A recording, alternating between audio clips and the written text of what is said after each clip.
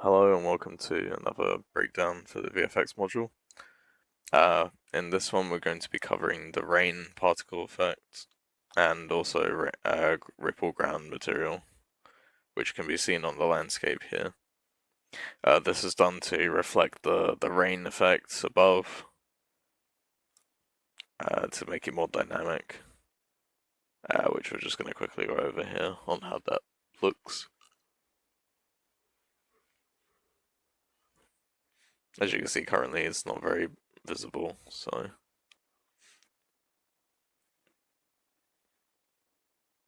just going to toggle the lighting real quick.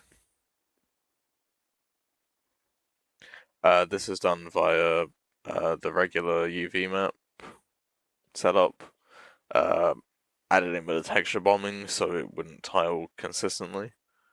Random basically every time and can be toggled via two parameters. We're then blending the roughness with a blend overlay and a free constant, effective free constant. And the reason for that is the current material roughness was simply too harsh and wasn't showing the ripple effect enough, so we've just gone in here and quickly lightened it. As for the normal map itself, to actually show the ripple, we've added in a material function that is plugged into the normal map and then has two parameters for height and UV. So as you can see in the blend overlay, it currently just looks like this, but in the ripple material function, it actually appears as its own normal map with the ripples, and it stacks on top of them. Just coming into the folder here, we're going to go over the actual Niagara system. So this is a three-part system. The first being the main rain droplets with a random location spawn, as well as a random velocity range. We're also going to generate a collision event and add a secondary hanging particulates for a blur. And towards the end of that, we're then going to have a splash decal, or sprite, let's say, at the end of a collision event. So once it hits any terrain or solid ground, meshes, etc., it will then display this for a brief second. It'll start small and quite faint, and then will very quickly build up, increasing in size and also brightness before then fading away. And then it rinses and repeats. Here we're just going over all the textures that were imported. There is also a I'd say border for the HUD, which is used in the post-processing unit. And what that's doing is just adding droplets like you've been walking outside in the rain, or a camera's got a bit wet.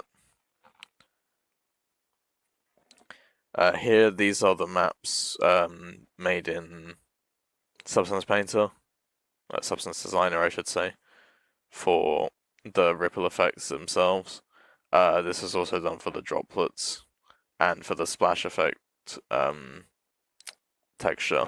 That was done by hand in Photoshop. So we're just going to quickly go over the drops material.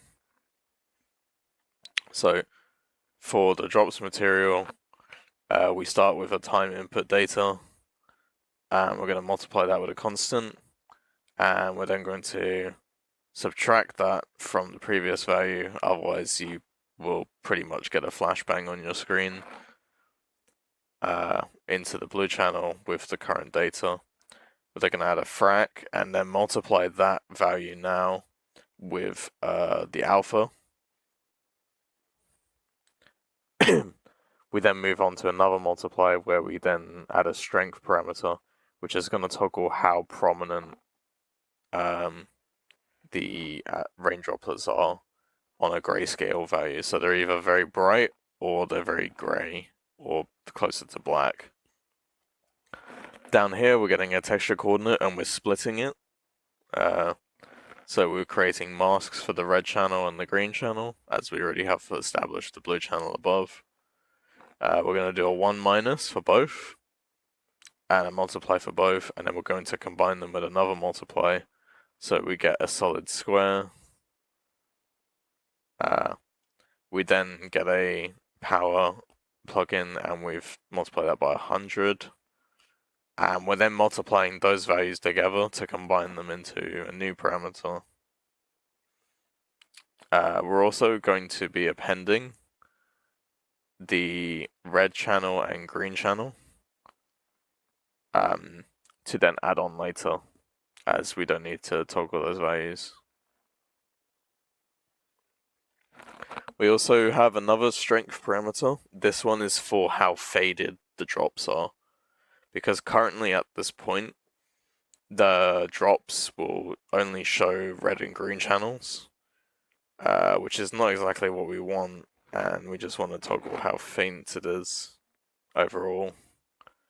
To do this, to fix that pretty much, we're going to get a texture coordinate, and we're going to add in all of the compilation of nodes up until this point, and we're now going to plug it into a scene texture post-process input, and the color will go straight into emissive color.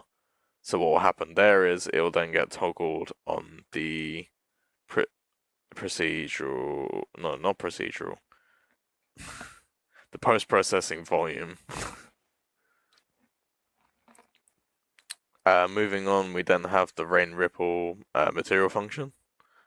So this is ending up looking broken, as you can't actually preview it due to how the beginning input is. However, despite this, it functions as intended when it has been plugged in like this. So to do that, it's a texture coordinate and an input UV, and they're going to multiply, and then they plug straight into the UVs of both the texture samples. For the every channel of the graph, it's going to have time data, and we're going to do the exact same thing for all three channels, that being the red, the green, and the blue. So here we're getting our textures. One is blurred and one is flat, and we'll use this to add in variation to the ripple effect. So time input data goes into an add with the red channel, into a frac, into a subtract, so you don't get a completely white screen. And then we're going to add it, all of that existing data, we're then going to add it with the other channel, with the other texture's red channel. And we're then going to rinse and repeat this again 2 more times for the green and blue channel. Later on, we're going to add in a sign after that multiply. And we're then going to add another multiply, where we then combine, once again, the existing channel with the pre-made graph. We're then going to clamp it, add a power, and add them together with the red and green channels. And the blue channel is the same as the red channel, but then it's going to be added in afterwards to combine all three. Lastly, before finishing the graph, we're going to have an input height vector, like in the beginning, and we're going to have a normal from height map chaos. This is going to add in like a lot of variation on top and pull the whole graph together. So we're going to get the height bias and take all of our existing data and plug it into there. And then for the input height, we're just going to plug that straight into height.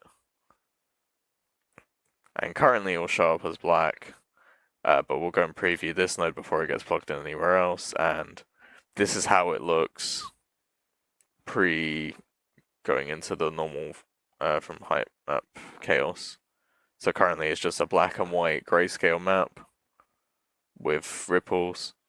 However, then it turns into a normal map. I'm just going to plug these back in so it still works, which can be seen here. Yeah, that's it for the rain. Thank you for watching.